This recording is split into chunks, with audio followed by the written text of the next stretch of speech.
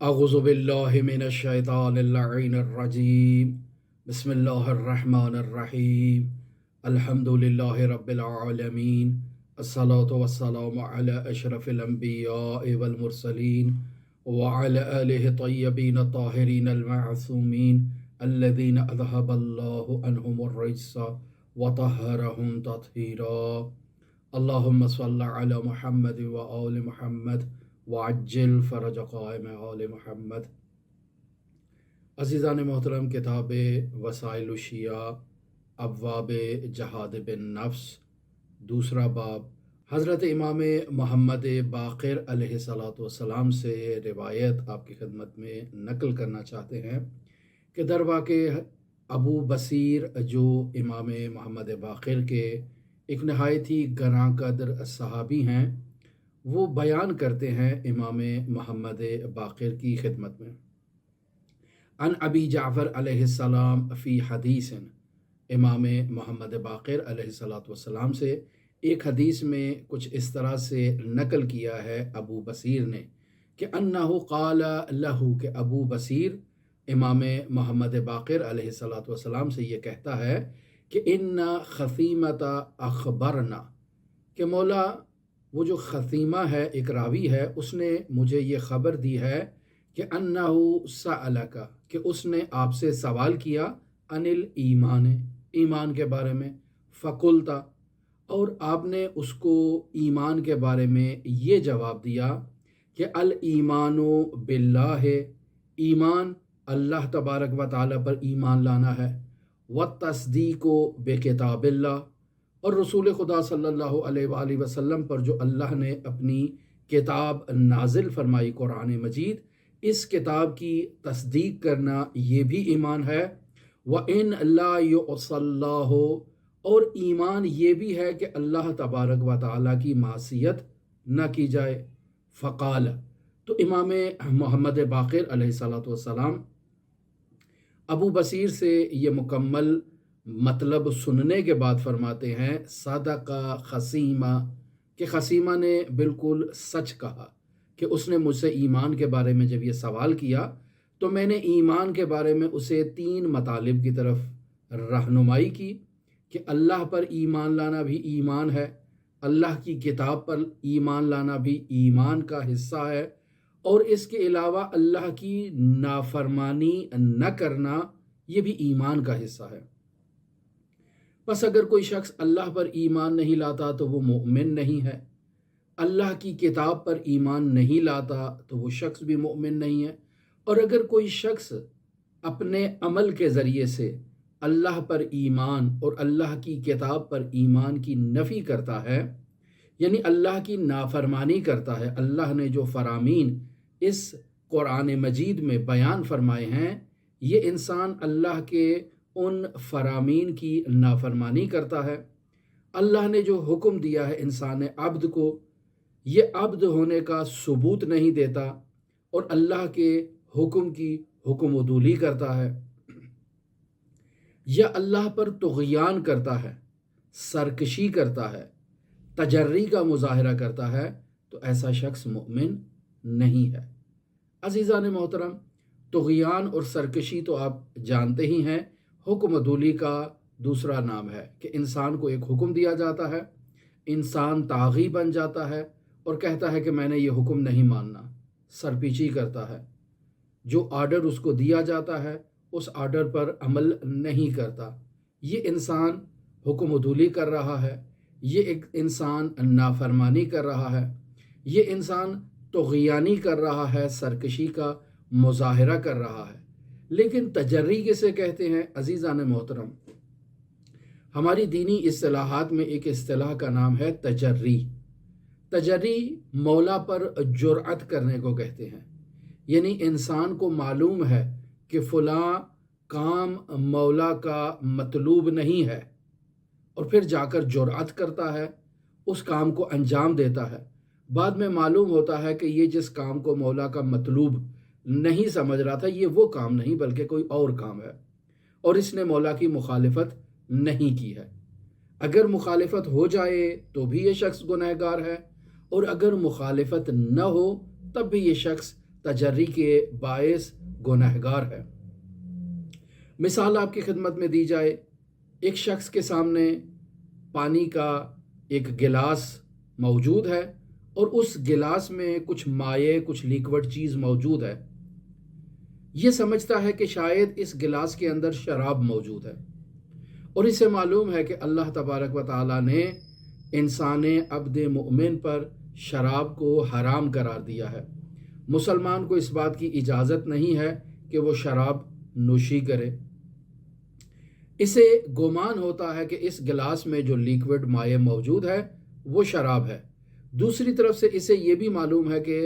अल्लाह मौला ने शराब से इसे मना किया है। अब ये जुर्अत करता है मौला के ऊपर और इसे ये मालूम है कि इस गिलास में शराब है, ये इसे शराब समझते हुए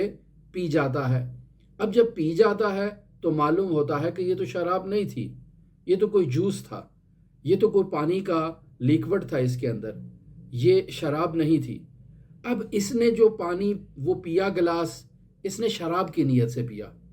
लेकिन वाकई में वो शराब नहीं निकली। लेकिन इसका ये अमल मौला पर जुर्अत का इजहार करना है। इसे दीनी तालीमात में तजर्री कहा जाता है। अगर तजर्री मुताबिक वाक़ हो, यानी वाक़ई उस गिलास में शराब निकल आती, तो भी ये शख्स गुनहगार था। और अगर उसमें शराब नहीं निकलती, वो लिक्विड माये कोई जूस होता है, वो लिक्विड माये पानी होता है या कोई और चीज़ होती है, तो इस सूरत में भी चूँकि इसने तजर्री की है मौला के ऊपर, लिहाजा ये शख्स गुनहगार है। इसने मौला पर जुर्अत का मुजाहिरा किया, लिहाजा इस जुर्अत के बायस ये शख्स गुनहगार है। दूसरी मिसाल आपको देता हूँ। एक इंसान कहीं जाता है, उसे मालूम होता है कि फ़लाँ जगह फ़लाँ बिस्तर पर जो खातून लेटी हुई है वो इसकी महरम नहीं है, इस पे उस खातून के करीब जाना गुनाह है, फ़ेल हराम है। लेकिन ये जानते हुए कि वो खातून इसकी ज़ौजा नहीं है, वो खातून के नज़दीक जाना इस पर जायज़ नहीं है, ये मौला पर जुर्अत करता है, कहता है आज मैं फ़ेल हराम कर लेता हूँ और जाकर एक अजनबी औरत के साथ जो मेरी ज़ौजा नहीं है उसके साथ रात को सो जाता हूँ। अब जब रात को सो जाता है, सुबह उठ के मुशाहिदा करता है कि वो अजनबी औरत जिसे ये अजनबी समझ रहा था वो अजनबी नहीं थी, दरवाके इसकी अपनी ज़ौजा थी। लिहाजा इसने चूँकि जुर्अत की मौला के ऊपर और अन क़स्दिन एक हराम काम की तरफ बढ़ा, लेकिन आगे से वो हराम नहीं निकला, हलाल निकल आया। लेकिन चूँकि इसने मौला पर जुर्अत की है, इस जुर्अत के बायस, इस अमल तजर्री के बायस ये गुनहगार है, लेकिन उस अमल के बायस ये गुनहगार नहीं होगा क्योंकि वो उसकी अपनी ज़ौजा वहाँ से निकल आई। इसकी बहुत सारी मिसालें इस्लामी तालीमात में आप जुर्अत के उन्वान से तलाश कर सकते हैं कि जहाँ इंसान जुर्अत करता है मौला की मुखालिफत पर। अब मुखालिफत के अमल में वो मुखालिफत वाक़ई नहीं होती है या मुखालिफत हो जाती है, दोनों सूरतों में यहाँ फ़ुक़हा कहते हैं चूँकि इसने जुर्अत की है, मौला पर तुग़यानी का मुज़ाहरा किया है, मौला के सामने अपने सर को बुलंद किया है और कहा है कि आज मैं जुर्अत करता हूँ गुनाह करने की, लिहाजा इस जुर्अत के बायस ये शख्स गुनहगार है। लिहाजा अज़ीज़ान मोहतरम, अगर इस्लामी तालीमात में कोई शख्स तजर्री का भी मुज़ाहिरा करे तो ऐसा शख्स कभी मोमिन नहीं हो सकता, क्योंकि इसने गुनाह का इजहार करने के लिए, गुनाह करने के लिए मौला के सामने तुग़यानी की है। अज़ीज़ान मोहतरम, इस्लामी तालीमात में ईमान को अमल के ज़रिए से ज़ाहिर करना है और अमल यही है कि इंसान मौला के हुक्म के मुताबिक अमल करे, मौला के फ़रामीन की मुखालिफत न करे, ये इंसान मुमिन की ज़िम्मेदारी है। लेकिन हम अमली ज़िंदगी में इस चीज़ को मुशाहिदा करते हैं कि हम लोगों से बहुत मुश्किल हो जाता है गुनाह को तर्क करना। बाज़ गुनाह ऐसे हैं कि जो मुआशरे में इस कदर अब रिवाज पैदा कर चुके हैं कि हम उन्हें गुनाह समझते ही नहीं हैं, हमारे लिए वो एक नॉर्मल मतलब बन चुका है। जैसे यही नामहरम की तरफ निगाह डालना, जैसे मुआशरे में चुगली करना, गीबत करना, یہ وہ چیزیں ہیں کہ جو معاشرے میں اب اس قدر رائج ہو چکی ہیں کہ آپ کسی کو کہیں کہ یار یہ خاتون آپ کے اوپر نامحرم ہے، اس کی طرف نگاہ نہ دوڑائیں، تو کہے گا کہ نہیں، یہ تو ہماری اپنی کزن ہے، یہ تو ہماری اپنی عزیز ہے، یہ تو ہماری اپنی رشتہ دار ہے۔ اسی طرح خواتین سے اگر کہا جائے کہ آپ پر نامحرم مردوں سے پردہ کرنا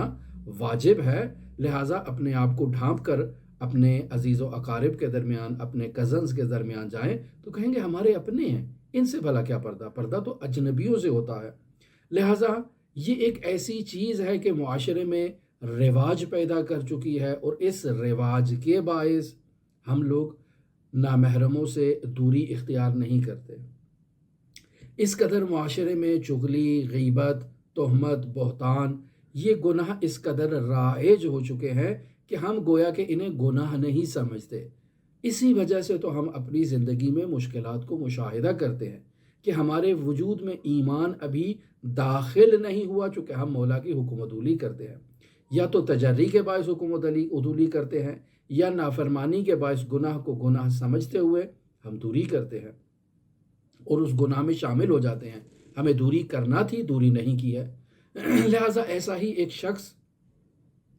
حضرت سید الشہداء امام حسین علیہ السلام کی بارگاہ میں حاضر ہوتا ہے، کہتا ہے، یا ابن رسول اللہ، میں جوان ہوں، گنہگار ہوں، بہت زیادہ گناہوں کا مرتکب ہوتا ہوں اور گناہ ترک بھی نہیں کر سکتا ہوں، عادت پڑ چکی ہے گناہ کرنے کی۔ اب آپ مجھے کوئی ایسی نصیحت فرمائیں کہ جس کے باعث میں گناہ نہ کروں۔ اکثر لوگ ایسے وظیفوں کے پیچھے ہوتے ہیں، کوئی ایسا وظیفہ دے دیا جائے، کوئی ایسا ذکر دے دیا جائے، کوئی ایسی دعا کر دی جائے کہ بس وہ نسخہ لکھا اور ادھر سے شخص نے گناہوں سے توبہ کر لی۔ عزیزان محترم، گناہوں سے نجات حاصل کرنا جب تک شخص خود ارادہ نہیں کرتا، پختہ ارادہ نہیں کرتا، پختہ تصمیم نہیں لیتا، تب تک انسان کے لیے ممکن نہیں ہے کہ وہ گناہ سے دوری اختیار کرے۔ لہٰذا یہ شخص حضرت سید الشہداء کی بارگاہ میں آ کر اعتراف کر رہا ہے کہ میں نے گناہ کیے ہیں، لیکن یہ بھی اعتراف کر رہا ہے کہ میں گناہ کو چھوڑ نہیں سکتا ہوں۔ آپ کوئی ایسا وظیفہ دے دیں، کوئی ایسا چلہ بتا دیں، کوئی ایسا ذکر بتا دیں، کوئی ایسی دعا کر دیں کہ آپ کی دعا سے وہ نتیجہ نکل آئے کہ میں گناہ نہ کروں، وگرنہ میرا دل نہیں کرتا ہے گناہ کو چھوڑنے کو۔ حضرت سید الشہداء علیہ آلاف و تحیت وسنہ اس نوجوان سے کہتے ہیں کہ بہت اچھی بات ہے، میں تمہیں 5 راستے ایسے بتاتا ہوں کہ اگر تم ان 5 راستوں پر عمل کرنے میں کامیاب ہو جاؤ تو تمہیں اجازت ہے جس قدر مرضی، اپنی مشیت اور مرضی کے مطابق جو کام کرنا چاہو وہ تم کر سکتے ہو، تمہیں کوئی روک ٹوک نہیں ہے۔ فقط یہ 5 کاموں میں سے کوئی ایک کام تم انجام دے دو، تمہیں آزادی کا پروانہ مل جائے گا، جتنا گناہ کرنا چاہو تم گناہ کر سکتے ہو، آزاد زندگی بسر کر سکتے ہو، تمہارے لیے کوئی قید و بند نہیں ہے۔ 5 کاموں میں سے کوئی ایک کام۔ پہلا کام، اللہ کا رزق نہ کھاؤ۔ یہ جو تم روزانہ دن بھر اللہ کا رزق استعمال کر رہے ہو، یہ جو میں سانس لے رہا ہوں، یہ بھی اللہ کا رزق ہے۔ یہ جو میرے وجود میں، میری رگوں میں یہ جو میرا خون گردش کر رہا ہے، یہ بھی اللہ کا رزق ہے۔ یہ جو میرا دل دھڑکن کر رہا ہے، دھڑک رہا ہے، یہ بھی اللہ کا رزق ہے۔ یہ جو اللہ نے مجھے صحت اور تندرستی عطا کی ہے، یہ بھی اللہ کا رزق ہے۔ یہ جو اللہ نے مجھے امنیت دی ہے، آسائش دی ہے، سہولیات دی ہیں، یہ سب اللہ کا رزق ہے۔ یہ جو اللہ نے مال و دولت دیا ہے، گھر دیا ہے، یہ سب اللہ کا رزق ہے۔ یہ جو میں دن بھر خوراک استعمال کر رہا ہوں، یہ اللہ کا رزق ہے۔ تازہ ہوا میں سانس لے رہا ہوں، یہ اللہ کا رزق ہے۔ تو حضرت سید الشہداء اس شخص سے کہتے ہیں کہ جاؤ، تم اللہ کا رزق استعمال نہ کرو۔ اب جب تم اللہ کا رزق ہی نہیں کھا رہے ہو تو تم آزاد ہو، تم تو اس کی محتاجی میں نہیں ہو، اللہ کا رزق استعمال نہیں کرتے ہو، اب جاؤ جو دل چاہتے ہو تم وہ کرنا شروع کر دو۔ یہ ایک راستہ۔ دوسرا راستہ حضرت سید الشہداء اسے فرماتے ہیں کہ دیکھو، اللہ کی حکومت سے خارج ہو جاؤ۔ جہاں کہیں بھی اللہ کی حکمرانی ہے، اللہ کی حکومت ہے، تم خود کو اللہ کی حکومت سے باہر نکال دو، اور پھر جو دل چاہے تم آزاد ہو، تم وہ کر سکتے ہو۔ تیسرا راستہ حضرت سید الشہداء اسے یہ کہتے ہیں کہ تم ایسی جگہ پر چلے جاؤ جہاں تمہیں اللہ دیکھنے والا نہ ہو۔ وہ آئی خاتون حضرت یوسف کو ان کمروں کی تہوں میں جب لے کر گئی اور گناہ کا ارادہ کرنا چاہتی ہے تو اپنے اس مجسمے کے اوپر کپڑا ڈال دیتی ہے اور کہتی ہے کہ یہ مجھے دیکھ رہا ہے، لہٰذا اس کے سامنے میں گناہ نہیں کر سکتی۔ تو حضرت یوسف علیہ نبینا کہتے ہیں کہ میرا خدا تو مجھے دیکھ رہا ہے، تمہارا خدا تو چادر کے نیچے آ سکتا ہے، میرا خدا تو چادر کے نیچے نہیں آ سکتا، لہٰذا تم اللہ کی دید سے خارج ہو جاؤ، ایسی جگہ چلے جاؤ جہاں اللہ تمہیں نہ دیکھ رہا ہو، پھر تم جو چاہے وہ کر سکتے ہو، آزاد ہو۔ چوتھا راستہ حضرت سید الشہداء اس کے لیے بیان کرتے ہیں کہ دیکھو، جب اللہ کا فرشتہ ملک الموت تمہاری روح کو قبض کرنے کے لیے تمہارے پاس آئے تو تم اس کے ساتھ جانے سے انکار کر دینا، کہو جاؤ جو مرضی کر لو، میں تمہارے ساتھ نہیں جاؤں گا۔ اب جب تم ملک الموت سے فرار کرنے کا راستہ تمہارے پاس موجود ہے تو پھر تم جو چاہے کرو، تم آزاد ہو۔ اور آخری چیز، جب جہنم کا پاسبان اور نگہبان تمہیں گھسیٹ کے جہنم کی طرف لے جائے اور جہنم کا ایندھن بنانا چاہے تو تم جانے سے انکار کر دو، کو نہیں جاتا ہوں، جو کرنا ہے کر لو، میں جہنم کی طرف نہیں جاؤں گا۔ یعنی تمہارا اختیار اس وقت عمل میں آئے اور تم اس سے فرار کر سکو۔ اگر تمہارے پاس ایسی طاقت اور ایسی پاور موجود ہے کہ تم اس فرشتہ جہنم سے فرار کر سکتے ہو تو پھر جو دل چاہتے ہو وہ تم کر سکتے ہو، تم آزاد ہو۔ اب وہ نوجوان تدبر کرتا ہے، ان 5 راستوں میں غور و فکر کرتا ہے تو اسے معلوم ہوتا ہے کہ لا یمکن الفرار من حکومتک، کہ اے میرے پروردگار، میں تو تیری حکومت سے فرار کر ہی نہیں سکتا ہوں، تیرے رزق کے علاوہ میرے پاس کوئی چارہ نہیں ہے۔ اپنی زندگی کی جو ابتدا اور آغاز ہے اس میں بھی میں تیرے رزق کا محتاج ہوں، اور اپنی زندگی کے بقا میں بھی میں تیرا محتاج ہوں، ممکن الوجود ہوں، تیرا محتاج ہوں، تیرے رزق کا محتاج ہوں، لہٰذا میں تیری بارگاہ میں کیسے گناہ کروں، کیسے جسارت کروں؟ تیری حکومت سے بھی فرار نہیں کر سکتا ہوں، جہاں جاؤں تیری حکومت ہے، کوئی ایسا ذرہ موجود نہیں ہے جہاں تیری حکومت نہ ہو، بس تیری حکومت سے فرار نہیں کر سکتا ہوں، تیری دید سے بھی فرار نہیں کر سکتا ہوں، جہاں بھی جاؤں تو مجھے دیکھ رہا ہے۔ نحن اقرب الیہ من حبل الورید، تو میری شہ رگ سے بھی زیادہ میرے قریب ہے، میرے ہر جو حرکت ہے اس کے اوپر ناظر ہے، تو کیسے میں تیری دید سے فرار کر سکتا ہوں؟ اور پھر ملک الموت سے فرار، یہ تو ممکن ہی نہیں ہے، آج تک کوئی ملک الموت سے فرار کر ہی نہیں سکا، تو میں کیسے کر سکتا ہوں؟ اور پھر جہنم کا پاسبان اگر اللہ کے حکم سے مجھے جہنم کی طرف لے جائے گا تو میں اس سے بھی فرار نہیں کر سکتا ہوں۔ تو جب میں یہ 5 کاموں میں سے کوئی ایک کام پر بھی اختیار نہیں رکھتا تو پھر مجھے اپنے گناہوں پر توبہ کرنی چاہیے۔ لہٰذا یہ نوجوان وہیں توبہ کرتا ہے اور واپس چلا جاتا ہے۔ اور توبہ عزیزان معلوم ہے کہ انسان جو اب تک کر چکا ہے اس پر نادم ہو، پختہ ارادہ کرے کہ آئندہ وہ گناہ نہیں کرے گا، خداوند متعال کے حضور اب گڑ گڑا کر خداوند متعال کے حضور استغفر اللہ ربی و اتوب الیہ کا تقاضا کرتا ہے۔